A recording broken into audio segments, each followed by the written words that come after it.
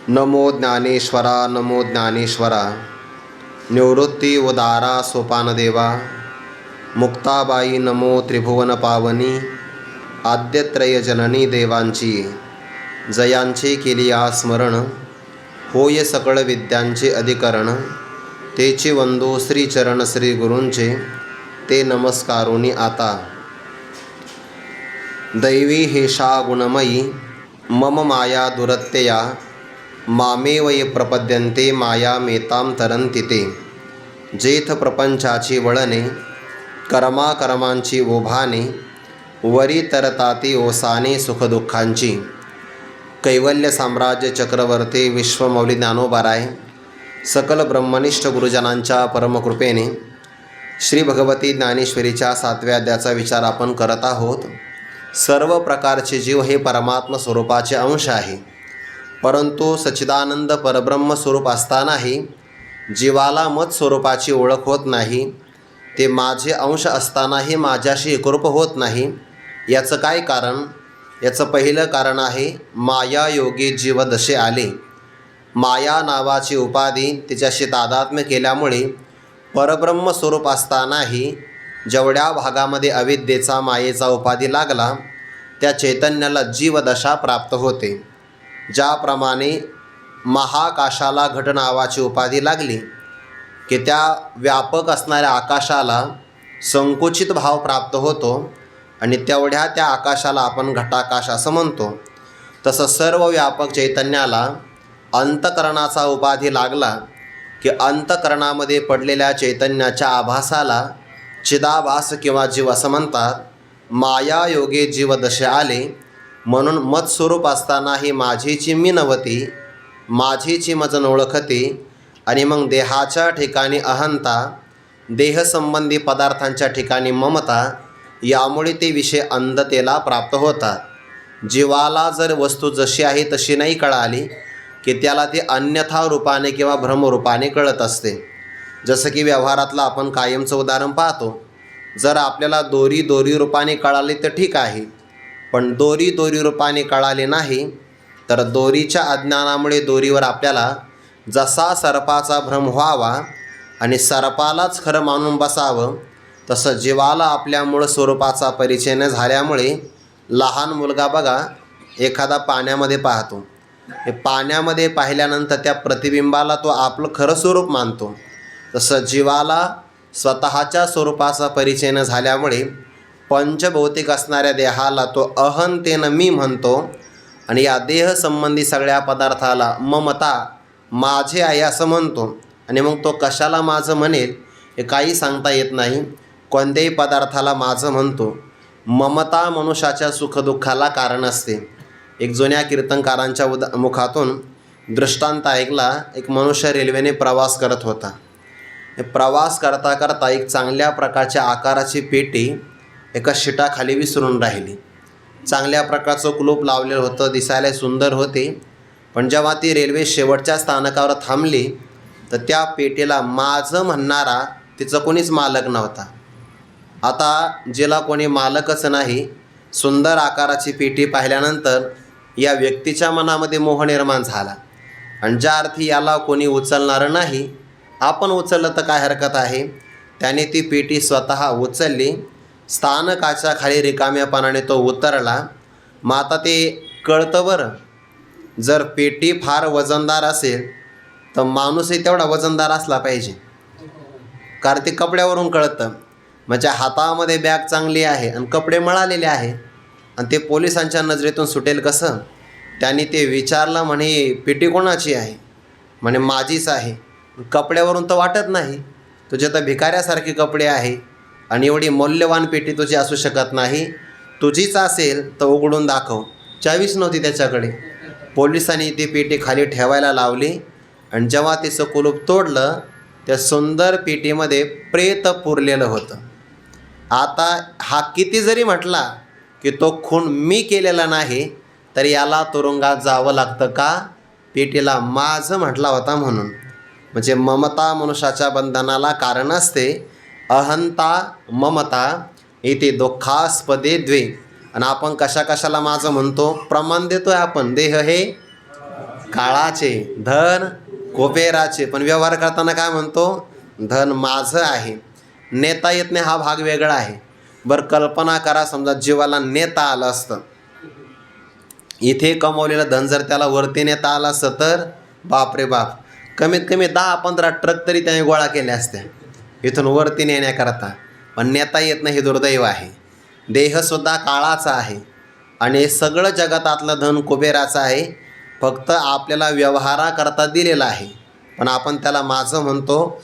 अहंता ममता भ्रांती विषयांध झाले. या माया नदीचं उल्लंघन करून जीवाला परमात्म स्वरूपाला प्राप्त व्हायचं असेल तर त्याला प्रयत्न काय करावा लागेल? एकच पर्याय आहे. मामे वय प्रपद्यन्ते मायामेतां तरन्ति ते. मग आता ही माया नदी कुठं निर्माण झाली? ज्ञानोबा तिचं रूपक करतात. ब्रह्म हाच कोणी पर्वत आहे, त्या पर्वताच्या अर्धकड्यामध्ये म्हणजे एकांशावर ही माया प्रगट झाली. स्वाश्रया आणि स्वविषया माया उपाधी लागली की परब्रह्माला ईश्वर भाव प्राप्त होतो आणि मग त्या ईश्वराला संकल्प होतो, एकोहम बहुश्याम एकाकी न रमते. मी एकटाच असताना अनेक रूपाला प्रगट व्हावं, हा त्याचा पहिला संकल्प आहे. त्या संकल्पाचा झरा निर्माण झाल्याबरोबर पंचमहाभूतांचा बुडबुडा पहिल्यांदा प्रगट होतो.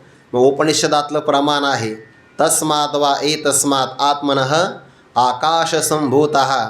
पहिल्यांदा आकाश, आकाशापासून वायू, वायूपासून तेज, तेजापासून जल, जलापासून पृथ्वी, असे पंचभूत निर्माण होतात.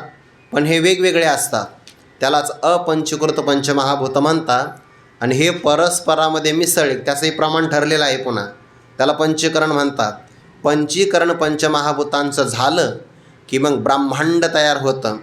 एका ब्रह्मांडामध्ये 14 भुवनं असतात.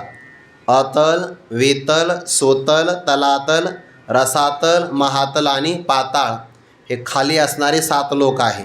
वरती असणारे भूरलोक, भुवरलोक, स्वरलोक, महरलोक, जनलोक, तपोलोक आणि ब्रह्मदेवाचा सत्यलोक. अशी ही 14 भुवनं. त्या सत्यलोकामध्ये ब्रह्मदेव राहतो आणि ते या सगळ्या 14 भुवनांचा म्हणजे एका ब्रह्मांडाचा तो एक अध्यक्ष असतो. असं ब्रह्मांड तयार होतं, म्हणजे जागा तयार होती. जागा झाली तयार, त्या जागेत राहणारे जीव तर तयार झाले पाहिजे. मग त्या प्रत्येक भुवनामध्ये जीव तयार होतात. या मृत्यूलोकातले मानव वेगळे आहेत आणि स्वर्गातल्या देवांचे शरीर पुन्हा वेगळे आहे. तर त्यांचे तेजप्रधान शरीर असतात. म्हणून बघा तुम्ही कोणत्याही देवाची जर आपण प्रतिमा पाहिली की त्यांच्या मुखाच्या मागे असं आभामंडल असतं, त्यांचं शरीर तेजप्रधान असतं. भूतांची शरीरं ही वायुप्रधान असतात. म्हणून भूत हे वाऱ्याप्रमाणे चंचल असतात. म्हणजे जे चंचल असतात ते भूत असं नाही अर्थ, पण भूताचं वायुप्रधान शरीर असतं, वायुतत्वाधिक असतं. मग प्रत्येक भुवनातली शरीरं पुन्हा वेगळी आहे.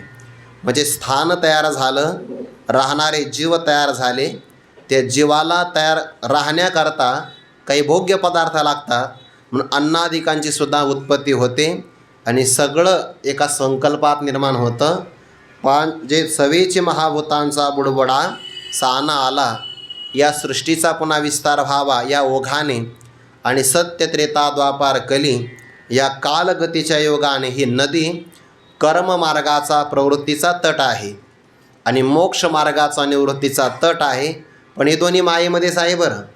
कारण बंधन जर मायेचं असेल तर बंधनातून निवृत्ती होणारा मोक्षसुद्धा माया स्वरूपाचा असावा लागेल. कारण समान सत्तेमध्ये साधक बाधक व्यवहार घडतो. स्वप्नातली तहान खोटी जरी असेल, पण स्वप्नातली खोटी तहान भागण्यासाठी स्वप्नातलं पाणीसुद्धा खोटं असावं लागतं, खरं पाणी उपयोगाचं नाही. तसा मोक्ष मिळवायचा असेल तर तो सुद्धा मायेतलाच आहे. प्रवृत्ती निवृत्तीची तुंगे तटे सांडे सत्व रजतम या गुणांचा एक प्रकारचा मेघ आहे आणि त्यांचा प्रभाव जगावर झाल्यामुळे त्या गुणघनांच्या वृष्टीच्या अधिक्याने ही नदी मोहाच्या महापुराने भरली जाते. महापूर त्यालाच म्हणतात ज्यामध्ये अनेक प्रकारची गावं शहरं वाहून जातात. महापूर जर आला ना तर बऱ्याच गावाची चित्र बदलतात. कधी कधी घडतं असं. श्रीमद आद्य जगद्गुरू शंकराचार्य महाराजांचं उदाहरण आहे. त्यांच्या मातोश्री दररोज नदीला स्नानाला जायच्या.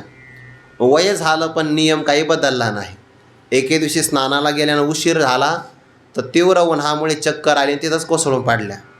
आणि मग आचार्यांनी भगवंताला प्रार्थना केली की आई तिचा नियम सोडायला तयार नाही. प्रभू अशी काहीतरी कृपा करा की आईचं स्नानही बंद नाही झालं पाहिजे आणि नदीचा प्रवाहही चालू राहिला पाहिजे. भगवंताची प्रार्थना केल्याबरोबर कालांतराने दुसऱ्या तिसऱ्या दिवशी नदीला पूर आला आणि त्या पुरामुळे पात्रच बदललं. ते नदी त्यांच्या घराजवळून वाहू लागले. बाकीचं गाव गेलं वाहून. महापूर आलं, महापुरे झाडे जाती. तसं इथं मोहाचा महापूर आहे. मोहाचं म्हणजे आकर्षणाचा, अविवेकाचा महापूर. आणि एकदा जीवाला आकर्षण एखाद्या विनाशी पदार्थाचं निर्माण झालं की त्यामध्ये इंद्रिय निग्रहाचा, मनोनिग्रहाचा, यम आणि नियमाची नगर वाहून जाता मनुष्य हतबल होऊन जातो. बघा, जर आधिक्य निर्माण झालं ना मोहाचं, सुचतच नाही त्याला. पौत्रस्नेहे मोहितो तया परिपार्थ अतिस्नेह मोहितो. मोह जीवाला अविवेक निर्माण करतो आणि त्याचा मनाचा किंवा इंद्रियांचा ताबा राहत नाही. घेऊन जात नगर यमनियमांची. इथपर्यंत आपण पाहिलं होतं 72 क्रमांकाची ओवी. जे द्वेषाच्या आवर्ते दाटत, मत्सराचे वळसे पडत, माझी म्हणजे मध्यंतरी. नदीच्या प्रवाहामध्ये काही मासे असतात, काही भोवरे असतात आणि काही वळणं असतात. तर या माया नदीला कोणतं वळण आहे किंवा कोणता भोवरा आहे? पहिला भोवरा आहे द्वेषाचा. अंतकरणामध्ये ज्वलनात्मिका जी वृत्ती निर्माण होते की नाही, ज्वलनात्मिका म्हणजे जळाऊ वृत्ती म्हणतो आपण त्याला. त्याला शास्त्रीय भाषेमध्ये क्रोध म्हणतात. आणि त्या क्रोधाला दुसरं नाव आहे द्वेष. जर आपल्या घरामध्ये चोरी झाली ना तर काही ना काही पदार्थ शिल्लक राहतात. पण जर घराला आगच लागली तर राखीशिवाय काही शिल्लक राहत नाही. तसं अंतकरणामध्ये कधी जर कामविकार निर्माण झाला तर आपल्या जीवनातलं काही ना काही तप शिल्लक राहतं. पण जर क्रोध निर्माण झाला, त्याला द्वेष म्हणतात, तर तो अग्नीप्रमाणे भयानक असतो. त्यामुळे एकदा मनुष्याला जर द्वेष आला किंवा भयानक क्रोध आला तर तो बऱ्याच प्रमाणामध्ये तपाला नाहीसं करतो. म्हणून स्वामी विवेकानंदांनी म्हटलं आहे, मनुष्याच्या मनात द्वेष निर्माण झाला की तो सत्प्रवृत्तीच्या अंकुराला जाळून टाकतो. म्हणून द्वेष भयानक आहे आणि द्वेषाचा भोवरा आहे. काल आपण पाहिलं की मनुष्याच्या जीवनामध्ये जर भोवऱ्यामध्ये तो सापडला तर तो गटांगळ्याच खातो. एकतर वर येतो, खाली जातो. आणि भोवऱ्या सापडलेल्या मनुष्याला श्वासही घेता येत नाही. तो आगतिक होऊन फिरत राहतो, वर जाणे खाली येणे. मग याला तिसराच पर्याय आहे, फुगून पलीकडे जाणे. दुसरा पर्याय नाही. आणि द्वेष हा सामान्य पुरुषामध्ये राहिल्यात नवल काय, मोठ्या मोठ्यांच्या ठिकाणी सुद्धा राहतो. विश्वामित्र हे अगोदर राजे होते. राजे असताना ते वनामध्ये गेले आणि तपश्चर्या ते शिकार केली. पण त्यांच्या लक्षात आलं की दिग्बलम क्षात्रबलम, क्षत्रिय बलाचा धिक्कार असो, ब्रह्मबलम परमबलम. हे ब्राह्मणाचं तपस्वी बल चांगलं आहे. मग आता त्यांनी तपश्चर्या केली आणि तपश्चर्या केल्यामुळे होते क्षत्रिय, म्हणजे राजे होते. राजे होऊन ऋषीपदाला प्राप्त झाले. चांगलं आहे का बरं. जुन्या काळामध्ये पदवी प्राप्त करण्यासाठी तप करावं लागायचं. आता फक्त आयोजकाच्या मनात आलं पाहिजे, ते कोणालाही कोणत्या पदव्या देतात. पण जुन्या काळात तसं नाही. क्षत्रिय राजा असताना तप केल्यामुळे झाले ऋषी, तर नाव पडलं राजर्षी. खरे ते राजर्षी होते, पण त्यांना राजर्षी म्हणल्यानंतर वाईट वाटेल म्हणून बाकीचे ऋषी त्यांना ब्रह्मर्षी म्हणायचे. या ब्रह्मर्षी असं सगळं म्हणायचे, फक्त वशिष्ठ त्यांना राजर्षी म्हणायचे. आणि त्या विश्वामित्राला तो कमीपणा वाटला.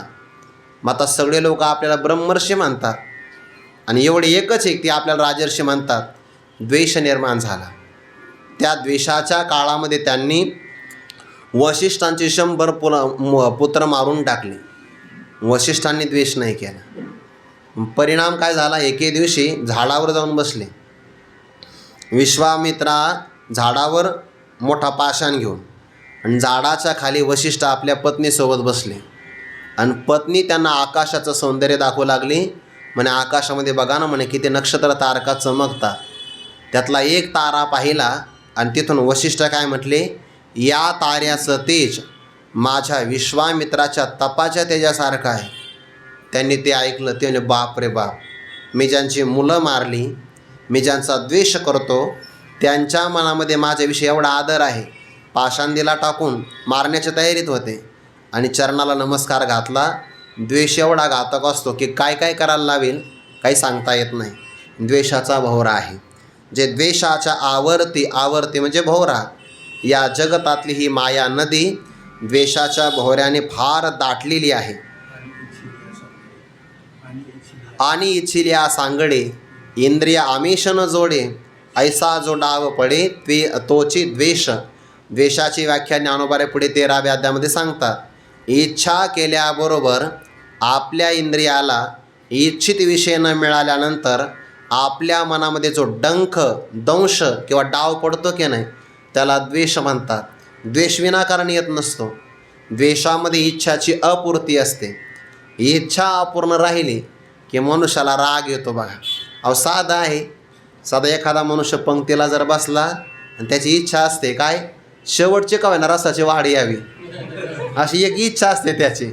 आणि जर ती इच्छा त्याची पूर्ण नाही झाली तर त्याला नियोजकाचा राग येतो. अगोदर 7 वाट्या आणलेल्या असतात, पण शेवटची एक इच्छा असते की यावीची एक नाही आली की इच्छा. असा जो अंतकरणामध्ये डंख पडतो की नाही, त्याला म्हणतात द्वेष. आणि द्वेष हा भोवरा आहे. भक्तांनी त्यातून पहिलं निघालं पाहिजे. अद्वेष्टा सर्वभूतानां. मत्सराचे वळसे पडत, माझ्यापेक्षा एखादी व्यक्ती पुढं सरकून गेली. सरते म्हणजे पुढे जाणं, मत म्हणजे माझ्यापासून, तर त्याच्या प्रगतीला सहन न करणं याला म्हणतात मत्सर.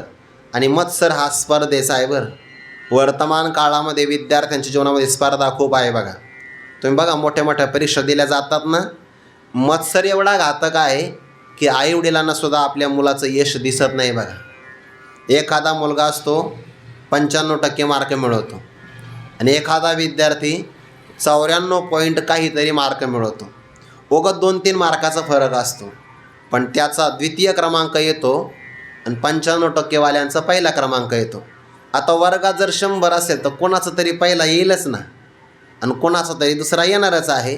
पण दुसरा क्रमांक ज्याचा आला त्याला समोरच्या व्यक्तीचा पहिला क्रमांक सहन नाही होत, कारण तो मला मागं टाकून पुढं गेलेला आहे. याला म्हणतात मत्सर. आणि मत्सराच्या पोटी बरेच विद्यार्थी जीवाचं बरं वाईट करून घेतात. जीवनाचा दृष्टिकोन बदलला पाहिजे. प्रयत्न प्रामाणिक करावा, पण अपेक्षित यश जर नाही मिळालं तर जीवन काही परत मिळत नाही. म्हणून बरेचसे विद्यार्थी टॉपर असतात म्हणतात, स्कॉलर असतात, पण तरीसुद्धा विचाराचा अभाव असल्यामुळे त्यांना असं वाटतं की आईवडिलांना आपण तोंड कसं दाखवावं. कारण आपण तर म्हणलं होतं की मी पहिलाच क्रमांक घेऊन येईल, मग आईवडिलांना आपलं अपयश कसं दाखवावं, म्हणजे आत्महत्या करतात. हे चुकीचं आहे. मग काही विद्यार्थी लय आनंदात राहतात, खूप आनंदात. एक विद्यार्थी पेढे वाटत होता. पेढे वर्गामध्ये 40 विद्यार्थी होते. 40 विद्यार्थी, एका जणाचा 19वा क्रमांक आला, 20वा आला असं धरून चालू आपण. 20वा क्रमांक आला तर रडत होता. मग 20वा जर रडत असेल तर ज्याचा 21 आला त्याने जास्त रडायला पाहिजे की नाही. तो 21वाला पेढे वाटत होता आणि 20वा रडत होता. मग 20व्याला म्हटलं तू का रडतो. तो म्हणला 19 जण पुढं गेले, माझ्यापेक्षा 19 जण पुढं गेले म्हणून मी रडतो आहे. मग 21वाला विचारलं तो पेढे का वाटतो. तो 19 जणाला मागं टाकलं. दृष्टिकोन आहे पाहण्याचा हा. काही जण 95%वर सुद्धा नाराज आहे आणि काही 35%वर लय खुश आहे. काठावर पास झाले काही. त्याने 3 वर्ष प्रयत्न केले ना, 10वीतून निघतच नव्हता विषय. आत्ताशी निघाला, 3 वर्षाची तपश्चर्या कामाला आली, तरी काही खुश असतात. जीवन हे गुणावर नाही.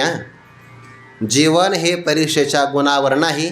सांगू का, जीवन गुणावर नाही, दैवी संपत्तीच्या सद्गुणावर अवलंबून आहे. सद्गुण संपादन करावे. मत्सराचे वळसे हे त्याचे वळणं पडतात. आणि त्या नदीच्यामध्ये प्रमादादी तळपत महामीन. मीन म्हणजे मासा. मोठमोठे मासे या नदीमध्ये तळपतात, चमकतात. कोणते प्रमाद करणं. प्रमाद तमोगुणामुळे घडतो.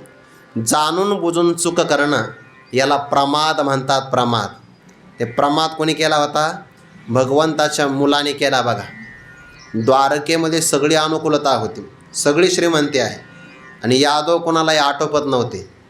भगवंताने विचार केला, या राक्षस किंवा दैत्य यांचा पराभव नाही करू शकत, आणि जर मी निजधामाला गेलो तर हे बलवान होतील, उन्मत्त झाली की यांचा नाश करण्याकरता मला पुन्हा यावं लागेल. भगवान नाही म्हणाले, बरं मी पुन्हा येईन संभवामी युगे युगे, मला परत यावं लागेल. त्यापेक्षा आपल्या डोळ्या देखत यांचा नाश करून आपण पुढं निघून जाऊ. मग आता हा नाश करायचा कसा? भगवंताच्या मनामध्ये संकल्प आला, आणि ब्रह्मशाप जर कोणाला मिळाला तर या ब्रह्मशापातून सुटका कधीच होऊ शकत नाही. मग ब्रह्मशाप मिळाला, काहीतरी निमित्त लागेल की नाही. निमित्त केलं भगवंताच्या मुलाने, जाणून बुजून चूक केली. बरं, जाणून बुजून. ऋषीमुनी एका झाडाखाली बसले आहे. सांब नावाचा मुलगा होता, दिसायला खूपच सुंदर होता पुरुष, पण दिसायला खूप सुंदर. जामवंती मातेपासून तयार झालेला हा, आणि भगवान शंकराच्या आराधनेतून आलेला. बरं, प्रभूने भगवंताची आराधना केली तेव्हा हा प्रसादाने मिळाला, म्हणून नाव ठेवलं तर सांब. सुंदर होता दिसायला, पण प्रमाद केला. सुंदर असल्यामुळे स्त्रीवेश धारण केला, गर्भवती स्त्रीचा. 2-3 सख्यांच्या खांद्यावर हात टाकले आणि उदराला धक्का न लागू देता असं हळूच चालायचं. ऋषीमुनींच्या जवळ गेल्यानंतर थोड्या अंतरावर बसली ती सांब नावाची स्त्री, असं धरून चाला आता. आणि मग ऋषींची जवळ प्रार्थना केली. म्हणे, का हो, तुम्हाला भविष्य कळतं म्हणे, तुम्ही पंचांग पाहता म्हणे, समोर बसलेली जी स्त्री आहे ना, सांगा बरं म्हणे, त्याला मुलगा होईल का मुलगी होईल, जाणण्याची आम्हाला इच्छा आहे. प्रमादच केला की नाही, जाणून बुजून चूक केली बघा, त्याला प्रमाद म्हणतात. ऋषीला आला राग. ते म्हणे, त्या स्त्रीला मुलगाही नाही होणार, मुलगी नाही होणार, मुसलम कुलनाशनम, त्याच्या उदरातून मुसळ बाहेर पडेल आणि ते सगळे यादव कुळाचा नाश करेल. यादव कुलाच्या नाशाला कारण जरी अनेक कारण असतील, तर त्याला पहिलं कारण होतं प्रमाद. माहिती असतं की असं केल्यानंतर आपल्याकडून काही ना काहीतरी चूक घडणार आहे, तरी पण मनुष्य करतो. हे तमोगुणाचा प्रभाव असतो. ज्याला खोकला येतो ना, त्याला दही चालत नाही खायला. आंबट बोरं खाल्ले किंवा दही खाल्लं की त्याला खोकला येतो, पण तरीसुद्धा त्याला ते आवडतं, तो खातो. तो काही नाही, थोडं औषध शिल्लक घेऊ. प्रमादाया प्रमादादी तळपत महामीन. रतीच्या बेटा आदळती कामाच्या लाटा, जेथ जीव फेन संघाटा सैंग दिसे. रती म्हणजे विषय सुखाची प्राप्ती, आणि हेच एक प्रकारचे या नदीतलं बेट आहे.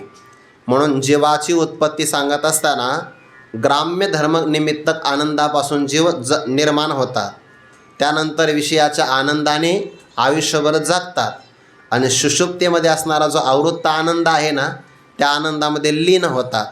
म्हणजे जीवाची उत्पत्ती आनंदापासून, जगतात आनंदावर, आणि पुन्हा आनंदामध्ये लीन होतात, असा पंचदशीमध्ये विचार आलेला आहे. रतीची या बेटा, विषय सुखाची प्राप्ती व्हावी, हे रतीचं बेट आहे. आणि या बेटावर काम नावाच्या विकाराच्या लाटा आदळतात. परिणामी जीव नावाचे फेस याचे पुष्कळ समुदाय निर्माण होतात.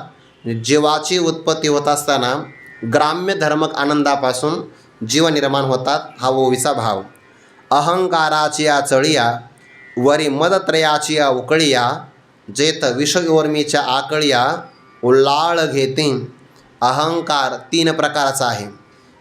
अहंकाराच्या चळिया, चळिया शब्दाचा अर्थ होतो लाटा, आणि उकळिया किंवा आकळिया शब्दाचा पण अर्थ होतो लाटाच आहे. पण त्या लाटामध्ये काही प्रकार आहे. पहिल्या लाटा कोणत्या या नदीतल्या? अहंकाराच्या चळिया. काही लाटा बघ अशा असतात की त्या लाटा निर्माण झाल्या की त्या लाटेतून पुन्हा काही बारीक आकाराच्या चिळकांड्या उमटतात. लाटाच असतात, पण त्याच्यातून कधी तुषार बाहेर पडतात. तसं अहंकाराच्या लाटाच आहे, आणि त्या लाटातून पुन्हा 3 प्रकारच्या चिळकांड्या निर्माण होतात. अहंकारच आहे, पण तो 3 प्रकारचा. कसा? अहंकाराची चळिया म्हणजे लाटा, आणि त्या लाटाच्या वरती मदत्रय, त्रय म्हणजे 3 प्रकारचे मद निर्माण होतात. म्हणजे उन्मत्तपणा. कोणता 3 प्रकारचा मद आहे? एक आहे विद्यामद, दुसरा आहे धनमद, आणि तिसरा आहे सामर्थ्य म्हणजे शक्तीचा मद. सुभाषितकाराने गोड चिंतन केलं बघा यामध्ये. या 3 गोष्टी सज्जनाकडे पण असतात आणि या 3 गोष्टी दुर्जनाकडे पण असतात, पण तिघंजणं वापर मात्र वेगळा वेगळा करतात. दुर्जनाची विद्या विवादासाठी असते, त्याचं धन उन्मत्तपणा दाखवण्यासाठी असतं आणि शक्ती इतरांना त्रास देण्यासाठी असते. आणि सज्जनाचं मात्र विद्या दुसऱ्याला ज्ञान देण्यासाठी, धन दानधर्म करण्यासाठी आणि शक्ती इतरांचं रक्षण करण्यासाठी. सज्जनाचं आणि दुर्जनाचं यापेक्षा गोड लक्षण जगात दुसरं कोणतं नाही. विद्याविवादाय धनं मदाय शक्ती परिशाम परपीडनाय खलस्य साधुर्विपरीतमेतत् ज्ञानाय दानाय च रक्षणाय. आणि या 3 प्रकारचे मद आहे. विद्येचा मद सगळ्यात घातक आहे. मनुष्याला विद्या मिळावी, विद्या म्हणजे ज्ञान, पण ज्ञानाचा अभिमान कधीच होऊ नये. झाला तर तो देवाला सहन होत नाही आणि देव म्हणजे काही ना काहीतरी युक्ती करून तो प्रकारचा मद सहज घालवितात. भगवंताचं एकदा लग्न झालं, एकदा म्हणजे असे अनेक झाले, 16,160 तर झालेच, म्हणजे मुख्य लग्न झाले होते 8 आणि एकाच काळात झाले 16,100. एका राक्षसाने अनेक प्रकारच्या तरुण कन्या बंदिवासामध्ये टाकल्या होत्या, तरुण कन्या सगळ्या. आणि भगवंतांनी त्यांची सुटका केली तर त्या राजकन्या म्हणाल्या, प्रभू या राक्षसांनी आम्हाला स्पर्श केल्यामुळे किंवा याने बंदिवासात टाकल्यामुळे इतर राजे आमचा स्वीकार करणार नाही, तर कृपया आपणच आमचा स्वीकार करावा. म्हणून भगवंताने 16,100 एकदाच लग्न केले आणि ते सुद्धा सामुदायिक. पुन्हा एकदाच 16,100 रूप प्रगट केले. ते भगवंताचे लग्न एकदा झाले आणि त्या अगोदर भगवंताचे 8 लग्न झाले होते. पहिलं लग्न झालं होतं रुक्मिणी मातेबरोबर, की जे पत्र पाठवलं रुक्मिणी स्वयंवर आहे. त्यानंतरचे मग दुसरे काही लग्न झाले. तर त्यापैकी एक लग्न जे झालं ना, त्या भगवंताच्या द्वारकेमध्ये ते सत्यभामा माता आणि तिच्या असणाऱ्या वडिलांना, मला वाटतं सत्राजित हे त्यांचं नाव आहे, त्यांना स्यमंतक नावाचा एक मणी मिळाला होता आणि तो दररोज सूर्याची आराधना केल्यानंतर कितीतरी प्रमाणामध्ये सुवर्ण द्यायचा. त्यामुळे सत्राजिताची संपत्ती वाढली आणि सहज भगवंतांनी त्यांना सांगितलं की असा मणी तुम्ही जवळ ठेवू नका, कारण धन जर जवळ ठेवलं तर चोर टपून राहतात, तुमच्या जीवाचा आघात होईल. आता झालं असं की ते सत्राजिताचा मणी त्यांच्या भावाने घेतला. तो भाऊ शिकारीला गेला. शिकारी गेल्यानंतर एका सिंहाने त्याला मारलं. त्या सिंहाच्या हातातला मणी जामवंताने हिसकावून घेतला आणि ते गेले गुफेमध्ये निघून. म्हणजे मणी घेतला होता त्याच्या भावाने, सत्राजिताच्या भावाने, आणि एवढं सगळं वनामध्ये उद्योग झाला.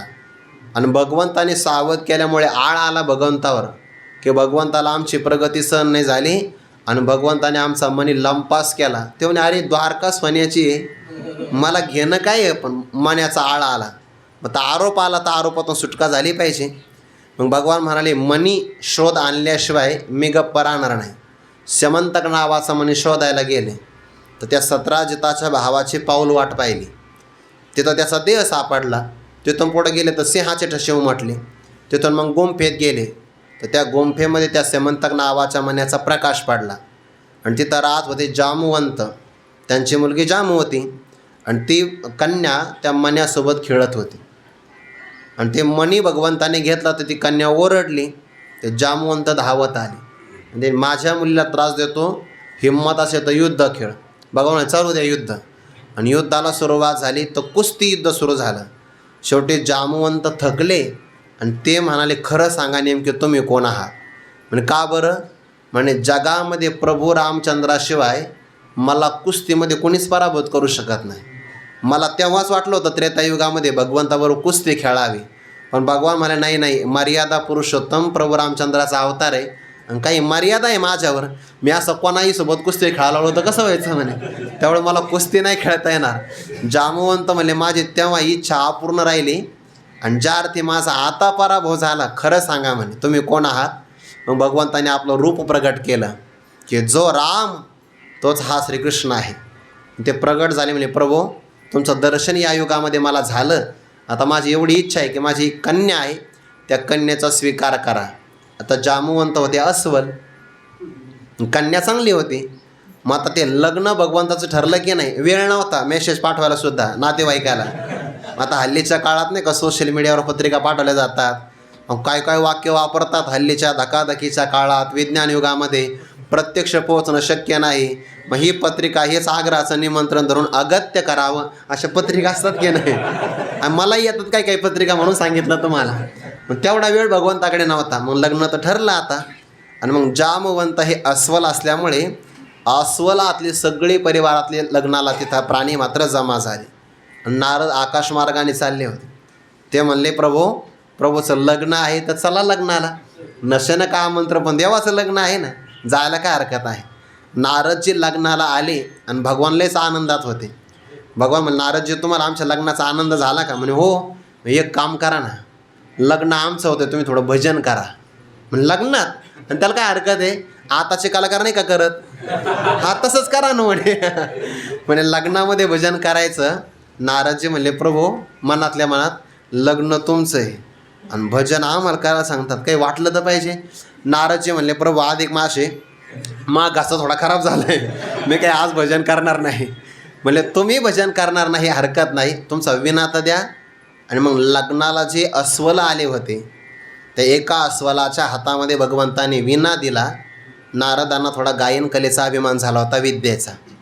आता ती कलेचा अभिमान तर गेला पाहिजे की नाही. भगवंताने कृपादृष्टी केली आणि त्या अस्वलांनी असं काही गायन केलं, ज्या पाषाणावर ते बसले होते ना, प्रमाण आहे बरं, पाषाणा पाजर फुटती रे, हे खरंच आहे. पण तेवढं गायनही पराकुटीचं तपस्वी गायन लागतं. भगवंताने कृपा केल्याबरोबर मूकम करोति वाचालम पंगुम लंघयते गिरीम यत्कृपातमहम वंदे परमानंद माधवम. त्या पाषाणाचं पाणी झालं. त्या पाषाणावर ठेवला होता विना. तो विना त्या पाषाणामध्ये असं रुतत चालला. आणि भगवान म्हणजे थांबा. ते गायन थांबल्यावर पाषाण पुन्हा पाषाण झाला. त्याच्यामध्ये अर्धा विना ऋतून बसला. भगवान म्हणले, नारदजी आता यांनी असा राग आळवला तर पाषाणाचं पाणी झालं. आता तुमचा विना जर तुम्हाला पुन्हा सोडून घ्यायचा असेल तर तुम्ही असं गायन करा की पुन्हा पाषाणाचं पाणी झालं पाहिजे. ते म्हणे, आता आमचंच झालं आहे, आता पाषाणाचं काय होणार आहे. मी ते बहुतेक हा एक प्रसंग वाचला. मालकंस नावाचा बहुतेक राग आहे आणि त्या रागाचं म्हणतात हा परिणाम आहे. म्हणजे हे प्रमाण काही खोटं नाही बरं. पाषाणा पाजर फुटती रे, पण तेवढं गायन तसं असावं लागतं. अष्टसात्विक भाव निर्माण झाले तर आपल्याला रडू येतं, पाषाणामध्ये पाणी का फुटणार नाही. पण तेवढी पराकोटीची भक्ती लागते. नारदांना झाला होता गायन कलेचा अभिमान आणि भगवंताने तो असा दूर केला. विद्या मद मनुष्याला कधी होऊ नये. त्यानंतर आहे धनाचा मद. सत्य, आता ते लग्न झालं ना, आता पुन्हा कंटिन्यू पुढं आता एक लग्न झालं जामवंतीच्या सोबत भगवंताचं, पुन्हा प्रसंग आवश्यक आहे. मग स्यमंतक म्हणे भगवान घेऊन आले आणि सगळा इतिहास सांगितला. म्हणे मी चोरला नव्हता, हा तुमचा आरोप आल्यामुळे मला त्या जंगलात जावं लागलं. मनी दिला, 17ची त्याला क्षमा याचना केली. म्हणे प्रभू क्षमा करा. मनात असं वाटलं नुसती क्षमा मागून काय फायदा आहे. पण आपली एकुलती एक सुंदर कन्या सत्यभामा माता, पण हिच्यासोबत भगवंतांनी लग्न केलं. ते लग्न केलं तर श्रीमंत बापाची मुलगी होती आणि खूप श्रीमंत आणि सौंदर्य संपन्न. पण ते धनाचा असणारा श्रीमंतीचा अभिमान झाला. आणि मग एकदा सहज नारदजी पुन्हा तिथं आले. थोडा विस्तार होईल पण आता काय करावं लागेल. नारदांना विचारलं सत्यभामा मातेने, मला असं वाटतं म्हणे नारदजी, मला श्रीकृष्ण परमात्मा जन्मोजन्म पती मिळावा, काय करावं व्रत. म्हणे अगं व्रत कशाला करायचं, ज्या पदार्थाचं आपण दान देतो ते आपल्याला आगामी जन्मात मिळत असतं. आपण जर आता अन्नदान केलं तर आगामी जन्मामध्ये आपल्याला अन्नदान मिळत असतं. एका राजाने अन्नदानच केलं नव्हतं, तो स्वर्गात गेला पण खायलाच मिळेना. ते पुन्हा मृत्यूलोकात यायचे म्हणतात, त्यांना अन्नदान मिळालं नाही. पण अन्नदान केलं का भविष्यामध्ये अन्नदान मिळतं. हे सगळे दानाचे प्रकार नामदेवरायांनी सांगितलेले आहे आणि नाथ महाराजांनी पण सांगितले आहे. म्हणजे ज्या पदार्थाचं आपण दान देतो तो आपल्याला आगामी जन्मात मिळत असतो. जर तुला श्रीकृष्ण परमात्मा मिळावा असं वाटतं मग श्रीकृष्णाचं दान कर. सत्यभामा म्हणे पण दान करायचं, पण नेमकं दान देऊ कुणाला. अगं म्हणे माझ्यासारखा पात्र व्यक्ती असताना कशाला विचार करते, मलाच दान दे. इतकं लवकर फसवलं बघा, क्षणात लगेच पंगत घेतली. ठीक आहे. नारदांच्या हातामध्ये संकल्प सोडल्याबरोबर ते ओला हात घेऊन भगवंताकडे गेले. भगवान म्हणाले नारदजी या, स्वागतम. स्वागतम नाही, माझ्यासोबत चला म्हणे. आता तुमच्यावर माझी सत्ता आहे. कारण जे दान दिलं जातं त्यावर याचकाची सत्ता प्रस्थापित होते, देणाऱ्याची नाही. हे बघा म्हणे ओला हात आहे, तुमचं दान सत्यभामेकडून मी घेतलेलं आहे, आता माझ्यासोबत चला. भगवान म्हणाले मी तुमचा सेवक आहे, विना द्या. म्हण नाही नाही, विना नाही, विण्यावर तर कमवलं आहे म्हणे सगळं. हां, विना पारा घेऊन नाही, विण्यावर भजन करून करून त्यावर तर सगळं कमवलं. म्हणून सेवकाच्या शिरी धरूने चाले पादुका. काय भक्ती असेल हा, आणि काही विश्वास असेल. सत्यभामा दान करी ओजूर नाही अंगीकारी, सेवकाच्या शिरी धरूनी चाले पादुका. आणि मग भगवंताच्या आपलं नारदांच्या पादुका भगवंताने मस्तकावर घेतल्या. आणि द्वारकेमध्ये ते चित्र पाहायला गर्दी झाली की नारदजी चालले पुढं आणि भगवान पादुका घेऊन मागं मागं. बाकीच्या स्त्रिया म्हणल्या प्रभू नाश्त्याला. नाश्ता वगैरे काही नाही, आज सोमवार आहे, आज नारदांची भक्ती करायची. आणि आता मी तुमचा नाही, आता माझ्यावर सत्ता नारदांची. म्हणे कसं काय? अगं सत्यभामेने दान केलं म्हणे माझं. 16,107 जणींनी उठाव केला मोर्चा. म्हणे आमची सत्ता देवावर आहे आणि तू एकटीन कसं काय दान केलं? झाले भांडणं सुरू. म्हणे काही कर पण भगवंताला सोडून घे, जाऊ देऊ नको. वियोग होऊ लागला की नाही. सत्यभामा म्हणे मला माहितीच नव्हतं दान दिल्यानंतर असं घडतं म्हणून, मला काय माहिती प्रभूलाही घेऊन जातील. नारदानं सांगितलं नारदची पाया पडते, भगवंताला घेऊन जाऊ नका. त्याने नाही नाही नाही, भगवान परमात्मा एक तर मिळत नाही, आणि मिळाला तर आपल्यासारखा मनुष्य सोडत नाही. परत काही पण मागा पण भगवान मिळणार नाही. काहीतरी पर्याय असेल. म्हणे एकच पर्याय आहे, जर तुम्हाला दान दिलेली वस्तू सोडून घ्यायची असेल तर भगवंताच्या वजना एवढं मला सोनं द्या. सत्यभामा म्हणले मग बाकीच्याने फुटका म्हणे सुद्धा आणायचं नाही, अख्खं सोनं मी देणार म्हणे. धनाचा मद होता की नाही, धनाचा मद. मग तुला करायची ठरवलं, सुवर्ण तुला. भगवंताला एका पारड्यात बसवलं आणि एका पारड्यामध्ये मग सोनं रिचवायला प्रारंभ केला. सत्यभामा माता आहे, श्रीमंत बापाची मुलगी, श्रीमंतक मणी आणला होता, तो दररोज सोनं द्यायचा. प्रचंड प्रमाणातलं सोनं टाकलं, पारडं तसुवर सुद्धा हल्लं नाही. जागा सोडानं पारडं भगवंताचं. म्हणून काय लिहिलं आहे, शेवटी अंगावरचे सगळे अलंकार काढले तरीसुद्धा पारडं जागा सोडेना. आणि मग नाराज झाली. धनाचा मद उतरून गेला, सौंदर्याचाही मत सौंदर्याचे सुद्धा अभिमान संपलेलाच होता, अलंकारच राहिला नाही अंगामध्ये. आणि मग रुक्मिणी मातेची शरणागती केली. अगं म्हणे तू देवाला धनाने मोजायला निघाली, परमात्मा धनाने मोजला जात नाही, फक्त प्रेम भक्तीने मोजला जातो. मग तुळशी पत्र घे आणि हातातली अंगठी काढली, त्या अंगठीमध्ये तुळशीपत्र ठेवलं, मग बाकीचं सगळं धन बाजूला काढा आणि फक्त एक तुळशीपत्र ठेवल्याबरोबर परमात्मा समतुके एक तुळशी पान हो. धनाचा मद चालत नाही, विद्यामदही चांगला नाही, धनाचा नाही, सामर्थ्याचा मद आहे. सामर्थ्य लागतं की नाही. गरुडाला अभिमान झाला होता, आपल्यासारखी ताकद कोणाकडे नाही, आपल्यासारखा विवेक कोणाकडे नाही. आणि मग हनुमंतरायाला बोलवलं, तो सामर्थ्याचं बल घालवण्यासाठी. सामर्थ्याचं बल होतं, सुदर्शनाला अभिमानच झाला होता, आपल्यासारखं बल कोणाकडं नाही. आणि गरुडाला अभिमान झाला, आपल्यासारखी ताकद कोणाकडं नाही, वेगात उडू शकतो आपण. मग हनुमंतराय उद्यानात आले, गरुडाला सांगितलं जा म्हणे आपल्या इथं अतिथी आले आहे, त्यांना धोंडे खाऊ घालायचे, घेऊन ये. कुठे म्हणे? उद्यानात बसलेले आहे.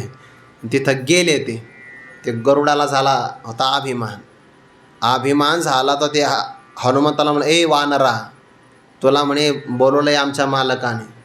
ते म्हणे जवळ आहे बरं म्हणे, मला ऐकू येत नाही आणि म्हातारा झालो आहे म्हणे. आणि जे कानामाग लावले हनुमंताने, तिथे गरुड असं भिरकावत भगवंताच्या समोर गेले दरबारामध्ये आणि रक्ताची वांती झाली. भगवान म्हणे गरुडा मी तुला सांगितलं होतं फक्त निमंत्रण दे. तो बहुतेक त्या वानराचा नाश्ता केला वाटतं ना, आता रक्त बघतो होय माझ्यासमोर. म्हणे काय नाश्ता प्रभू, तुम्हाला जर माझ्या ताकदीचा अभिमान घालवायचाच होता तर इथं नाही म्हणे, कान सोनाराने टोचावे लागतात म्हणे, असे नाही टोचता येत म्हणे. जा आता परत सांग त्यांना की तुम्हाला प्रभू श्री रामचंद्रांनी बोलवलं. त्याने प्रभू आता नाही जात म्हणे. एकदा चांगला अनुभव आला तिथं कार्यक्रमाला आपलं तिथं गेल्यानंतर, आता मी परत जाणार नाही. अरे तो जा म्हणे, श्रीरामाचं नाव तर सांग. आणि मग श्रीरामाचं नाव सांगितल्याबरोबर लांबून सांगितलं बरं, उद्यानात प्रवेश पण नाही केला.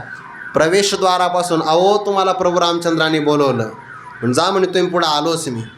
गरुडाला वाटला आपला एवढा वेग आहे, हे म्हातारा वानरा याला वेळ लागेल. आणि गरुड दरबारात जाण्याच्या अगोदर हनुमंतराय हजर. मनोजवम मारुततुल्य वेगम, सामर्थ्याचा मद होता तो भगवंताने असा घालवला. ह्या सगळ्या विद्या, धन आणि सामर्थ्य, उन्मत्तपणा मायानदीतलाच आहे. आणि त्याचा मनुष्याला फार अहंकार होतो बरं.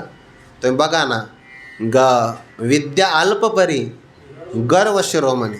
थोडीशी विद्या असते पण असा गर्वामध्ये चालतो की नाही. ज्ञानोबारांनी म्हटलं आहे, विद्या वयसा माझे ओताना चाले. असं पुढं 13व्या अध्यायामध्ये असं नीट नाही चालत, ओताना चाले असं. विद्या वयसा माझे ओताना चाले. ते विंचू असतो ना, किती विष असतं नांगीमध्ये, कमीत कमी पावशेर असतं ना. अहो एकच थेंब असतो, एक इंजेक्शनसुद्धा भरणार नाही, पण असा आयटीत चालतो, वजनात चालतो. आळंदीच्या भाषेत असं वजनात चालतो. आणि सापामध्ये प्रचंड विष असतं सापाच्या अंगात, पण असं नम्रतेनं मान खाली घालून चालतो. अहंकार आहे, कशाचा होईल काही सांगता येत नाही. मनुष्याने कायम असं जाग्यावर राहावं नम्रतेनं. अहंकाराची या चळिया वरी मदत्रयाची या उकळिया, अशा उकळ्या येतात. 3 प्रकारचे मद आहे. अहंकाराच्या लाटेवर विद्या, धन आणि सामर्थ्य या मदाच्या 3 प्रकारच्या अशा उकळ्या येतात. तुम्ही पाणी बघा कधी पूर आलं तर, ते लाट पडली ना खाली बंधाऱ्यातून, खाली अशा उकळ्या येतात बघा वरती. तशा या मदत्रयाच्या उकळी आहे. जेथ विषयी ओर्मीच्या आकळिया उल्लाळ घेते. उल्लाळ म्हणजे उसळी. त्या ठिकाणी विषयाच्या तरंगाच्या म्हणजे विषय प्राप्तीच्या तरंगाच्या सुद्धा लाटा अनेक प्रकारचे आहेत. अहंकारीच मनुष्य जास्त विषयासक्त राहतो. विषय ओर्मीच्या लाटावरी अचाट लाटा, मोहाची अति दुर्घटा, आदळती अविवेक तटा. हां, पुढं आता धैर्य येणार आहे बरं. पुढच्याच ओळीमध्ये येत आहे धैर्य, 4थ्या ओळीमध्ये. हा, धैर्याच्या कडा पाडीत. सात्विक धैर्य लागतं ना परमार्थामध्ये. आणि या लाटावर आछाटा लाटा आल्या की त्या आदळल्यानंतर साधकाचं सात्विक धैर्य टिकू देत नाही. सुरुवातीला या लाटा सांगितल्या, आणखीन पुढे येणार आहे. श्रीमद भागवतामध्ये एकनाथ महाराजांनी बरोबर असंच रूपक केलं आहे, एकदम पोषक आहे. आणि या माया नदीतून तो कोण तरुण जातं, भक्तिक एशम गुरुदेवतात्मा असा उपाय सांगितलेला आहे. जेव्हा हे चिंतन सांगतेकडे येईल तेव्हा त्या ओव्याचं आपण चिंतन करणारच आहोत प्रसंगाला. पण आता माया नदीच्या समर्पक ओव्या काका सांगतच आहेत. अहंकाराची या चळिया वरी मदत्रयाची या उकळिया, जेथ विषयोर्मीच्या आकळिया उल्लाळ घेती. विषयाच्या उर्मी, मनामध्ये कधी कधी येतात ना विषयाची आठवण, त्या विषयाच्या उर्मी आणि या लाटासुद्धा उसळी घेतात. हां, काम पर्वताची शिखरे, विषमे भासती अपारे. आशे इच्छेचे वरी थोरे, झाडे विषयांकुरे वाढवी. विषय नावाच्या विषरूपी असणाऱ्या अंकुराची झाडे या माया नदीच्या पुरातून अनेक प्रकारे वाढतात. आणि त्याला पर्वत कोणते आहेत, काम पर्वताची शिखरे. काम नावाचा विकार तो पर्वत, आणि त्यावर विषय नावाच्या विषाची अंकुराला प्राप्त होणारी झाडं वाढत जातात. हे पर्वत त्याला कारण आहे. रूपक केलं आहे तिथं, पण इथे रूपकच आहे. उदय अस्ताचे लोंढे, पाडीत जन्म मरणाचे चोंढे, जेत पांच भौतिक बुडबुडे होते जाते. उदय आणि अस्त, अस्त म्हणजे विनाश, उदय म्हणजे उत्पत्ती. तर उदय आणि अस्ताचे लोंढे आहेत. एका मागून एक पाण्याचा ओघ येतो की आपण तो लोंढा आला आता, त्यामध्ये जास्त पाणी असतं. संथ वाहणारं पाणी वेगळं आहे आणि लोंढा वेगळा आहे. तर कधी कधी उथळ पाण्याला खळखळाट फार, तसं तो उदय आणि अस्त याचे लोंढे आले ते काय होतं, उदय झाल्याबरोबर कोणाचा तरी जन्म होतो आणि अस्त होण्याच्या बरोबर कोणाचं तरी मरण येतं. म्हणजे उदय आणि अस्ताच्या लोंढ्याबरोबर जन्म मरणाचे चोंढे पाडीत. चोंढे म्हणजे मोठमोठे असणारे धोंडे आहे. जगताच्या उदयाबरोबर कोणाचा तरी जन्म होतो आणि जगताचा विनाश म्हणजे अस्त होण्याबरोबर कोणीतरी मरणाला प्राप्त होतं. असं उदय अस्ताचे लोंढे जन्म आणि मरणाच्या मोठ्या मोठ्याला धोंड्याला पाडतात, उद्ध्वस्त करतात. आणि ज्याबरोबर मग काय होतं, पांचभौतिक बुडबुडे होते जाते. पांचभौतिक म्हणजे काय, पंचमहाभूतापासून निर्माण झालेलं शरीर, आणि त्यातले काही शरीर होतात आणि काही जातात. पण याचा वेग प्रचंड आहे बरं. प्रचंड वेग असल्यामुळे स्थिरतेचा भ्रम होतो. या जगतामध्ये तुम्हाला विचारला समजा किंवा किती मुंग्या जन्मत असेल दररोज, हिशोब लावता येईल का? बरं किती मुंग्या मरत असतील, हिशोब लावता येणार नाही. फक्त जगामध्ये मानवाची तेवढी गणना केली जाते किंवा एवढे बालकं जन्माला आली किंवा एवढे माणसं आज मृत्यूपंथाला प्राप्त झाले. त्याचं जर आपण गणित लावलं ना या जगतावर, पृथ्वीवर, तर आपण ते गणित बघू शकतो बघा की जन्माचा दर किती आहे आणि मृत्यूचा दर किती आहे. तर मृत्यूदरापेक्षा जन्माचा दर जास्त आहे, पण तो फक्त मानव देहात आहे. इतर देहाचा विचार करून बघा बरं, समुद्रामध्ये किती मासे आता मरण पावले असतील, किती गणना नाही. गणना कोण करी, त्याची गणना होणार नाही. असे पांचभौतिक हे सगळे बुडबुडे आहे. आणि ते स्वामी रामतीर्थ संशोधन करत होते प्रयोगशाळेमध्ये. एक व्यक्ती धावत आला आणि महाराज तुमचं अभिनंदन. म्हणे काय, तुम्हाला मुलगा झाला. त्याने अथांग समुद्रावर एक बुडबुडा निर्माण झाला. मुलगा जन्माला आला त्याने बुडबुडा निर्माण झाला. थोड्या वेळाने तो मुलगा आजारी पडला आणि मरणच पावला. पुन्हा ते शोकग्रस्त झाले. तो बातमी सांगणारा जवळ म्हणे महाराज वाईट झालं. म्हणे काय, मुलगा मरण पावला. त्याने अथांग समुद्रामध्ये निर्माण झालेला बुडबुडा समुद्राशी एकरूप झाला. असे कितीतरी देह निर्माण होतात आणि कितीतरी जातात. ही सगळा जन्म एक प्रकारचा बुडबुडा आहे.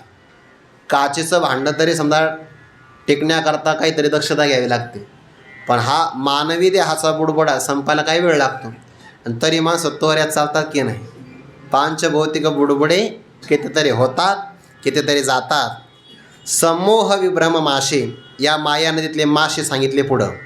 समोह विभ्रम मासे गिळिताती धैर्याचे आमिषे, ते तदेवडे भोवत वळसे अज्ञानाचे.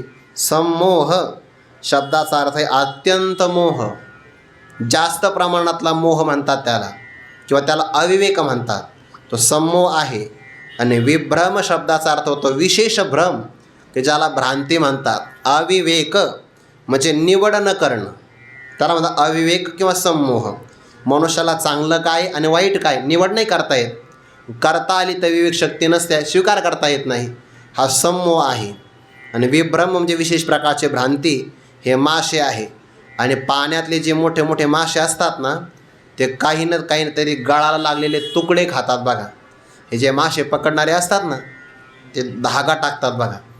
त्या धाग्याच्या समोरला गळ असतो, गळ. त्या गळाला काही ना काहीतरी आमिष लावलेलं असतं. जसे ते मासे त्या आमिषाला खातात, तसं अविवेक आणि भ्रांती नावाचे मासे आहे. ते नेमकं कशाला खातात, गिळिताती धैर्याची आमिषे. परमार्थामध्ये स्थिर राहण्याकरता धैर्य लागतं बघा. एखाद्या पर्वतावर आपल्याला चढून जायचं तर काय लागतं, धैर्य. टिकण्यासाठी शरीराला ताकद नाही, इंद्रियामध्ये पाटव्य नाही, मनात बळ नाही. तर या सगळ्या संघाताला धरून ठेवण्याकरता जी शक्ती लागते त्याला म्हणतात धैर्य.